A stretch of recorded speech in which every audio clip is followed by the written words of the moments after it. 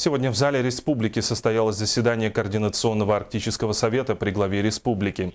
В ходе мероприятия рассмотрели 4 основных вопроса. Первый заместитель председателя правительства Якутии Петр Алексеев отметил, что в 2014 году, в год Арктики, было принято ряд важных решений. Кроме того, учрежден День Арктики, который будет отмечаться ежегодно 19 марта. Создан Театр коренных народов Севера.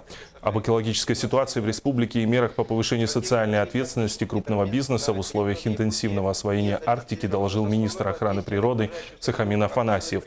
В итоге мероприятия утвердили план работы Координационного арктического совета при главе республики на 2016 год. Значит, тех 8 арктических улусов, которые не включены в сухопутную зону арктической зоны Российской Федерации. То есть мы о той работе, которая проводится у нас в Республике Саха-Якутия по продвижению вот этого вопроса, именно включение этих 8 арктических улусов, северных улусов в арктическую зону.